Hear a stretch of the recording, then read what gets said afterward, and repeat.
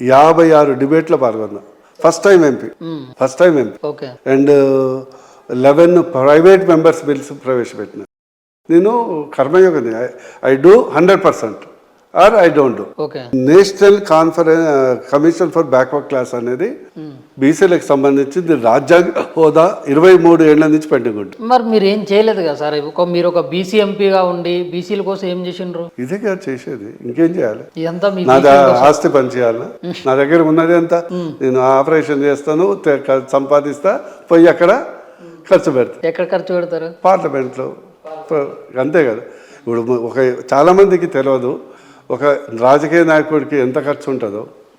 ఓసారి జర్నలిస్టులు కానీ కామన్ పీపుల్ కానీ ఒక వారం రోజులు ఉండాలి. ఒకసారి ఉదయం లేస్తే కారు ఎక్కితే డీజిల్ ఎంత అవుతుంది, పెట్రోల్ ఉంటుంది, టీం ఎంతమంది ఉంటారు, ఎక్కడ పోయినా చచ్చినా బతికినా 5,000 10,000 ఇవన్నీ లెక్క తీసుకుంటే ఇవన్నీ ఏంటంటే దీనికి ఒక ప్యాషన్ ఉండాలి. డబ్బులు అనుకుంటారు రాజకీయ నాయకులు 95% సంపాదించారు, ఒక 5%కే ఆపర్చునిటీ ఉంటుంది. మీరు ఆర్థికంగా మొత్తం కోల్పోయిన తర్వాత నేను రాజకీయాల్లోకి వచ్చిన ఉద్యమంలో కోల్పోయి అని నేను ఫీల్ కాలే.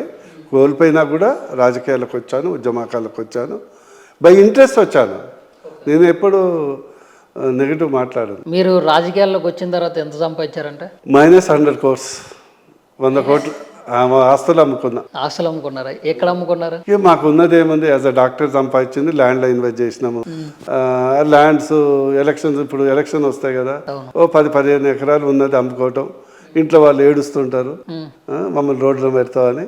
బట్ ఎనివే మాకు వృత్తి ఉంది కాబట్టి ఏ రోజైనా.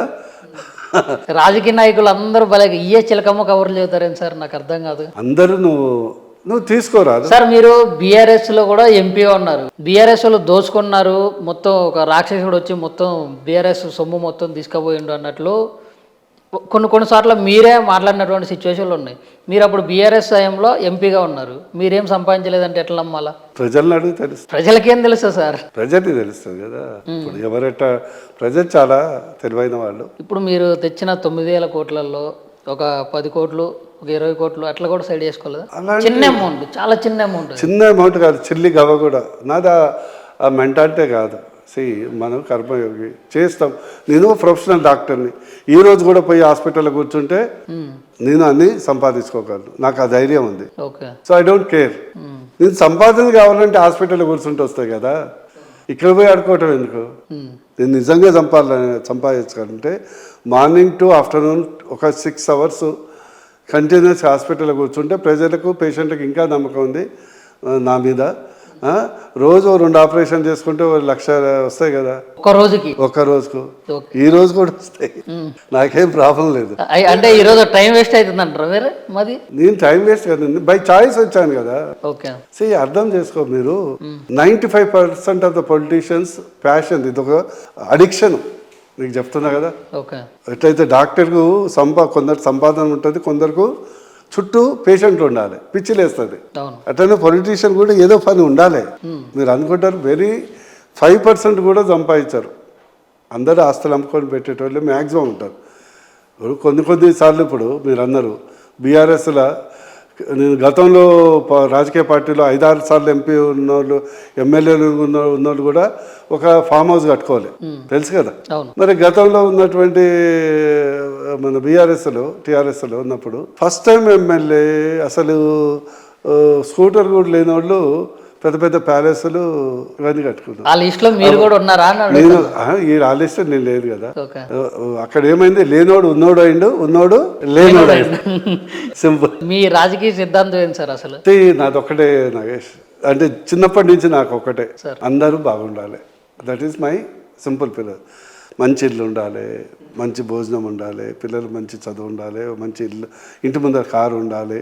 అంటే నాదేంటంటే అందరూ ఆర్థికంగా ఎదగాలన్నదే నా యొక్క మూల సిద్ధాంతం, ఫండమెంటల్ సిద్ధాంతం. ఇక నేను చేసే ప్రతి యాక్టివిటీ దాని మీదనే ఆధారపడి. అసలు మీరు బీజేపీలోకి రావడానికి మీకు దారి చూపించింది ఎవరు? దారి అంటే ఒక రకంగా చెప్పాలంటే కేసీఆర్ గారితో నాకు ఉద్యమ అనుబంధం ఉంది. వారి నుంచే కొంత పాలిటిక్స్ నేర్చుకున్నాను. కానీ దురదృష్టవశాత్తు వాళ్ళు సీఎం అయిపోయాక మారిపోయారు, ప్రజలకు అందుబాటులో లేదు, మాకు అందుబాటులో లేదు.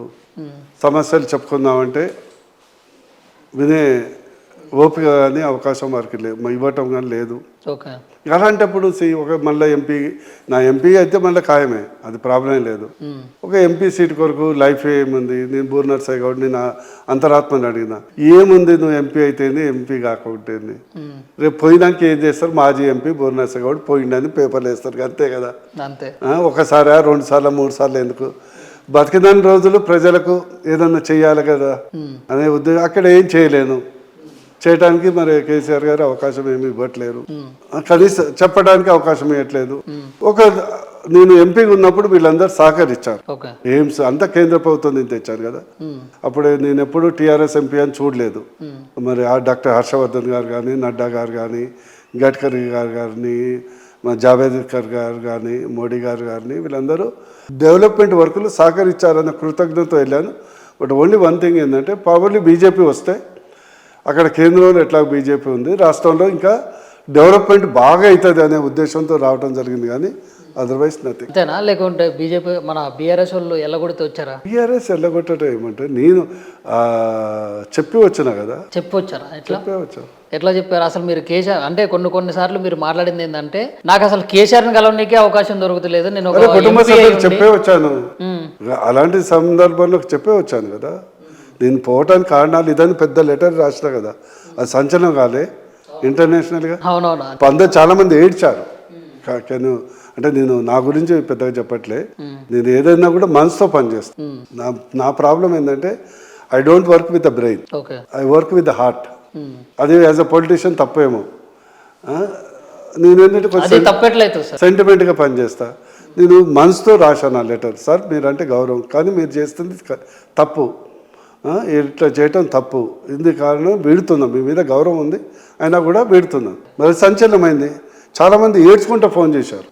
అంటే కేసీఆర్ గారు ఉద్యమ టైంలో ఆస్తులు అమ్ముకొని ఉద్యమానికి పెట్టిన వాళ్ళు, గంటలు రోజుల పడి కేసీఆర్తో కలిసి భోజనం చేసిన వాళ్ళు, కనీసం 9 ఏళ్ళు కేసీఆర్ని చూసే అవకాశం దొరికినప్పుడు ఏడ్చుకుంటే, సార్ మీ లెటర్ చూస్తుంటే అయితే కన్నీళ్ళు వచ్చినాయి. అంటే నగేష్ ఏంటంటే, ఇప్పుడు ప్రతి ఒక్కళ్ళు పుట్టినోడల్లా గిట్టక మానదు, అంతే కదా. మనం ఏం చేస్తాం అనేది మిగిలిపోతుంది, మంచా చెడ. That simple philosophy. నాకు అస్సలు కాంప్లికేటెడ్ లైఫ్ ఫిలాసఫీ లేదు.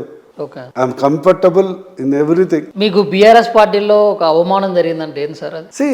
వ్యక్తిగత అవమానం నేను ఎప్పుడు భరిస్తాను, వ్యవస్థ అవమానాన్ని భరించలేదు. వ్యవస్థ వర్గ అవమానాన్ని భరించలేదు. బీసీలకైతే తీవ్రమైనటువంటి అవమానం బీఆర్ఎస్లో వివక్ష జరిగింది. అవమానానికంటే బీసీలని కాదు, ఎస్సీలని కానీ, ఎస్టీలు కానీ, ఓసీలు కానీ నేను భరించలేదు. ఎందుకు చెప్పు నాగేష్? నేను ఒక డాక్టర్ని, అంత అవమానపడుకుంటూ అక్కడ పాకులాడకుండా ఉండడు ఎందుకు?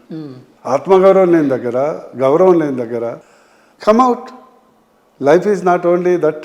ప్రజలకు ఎంతో చేయొచ్చు, నువ్వు పొజిషన్ లేకుండా కూడా చాలా చేయొచ్చు.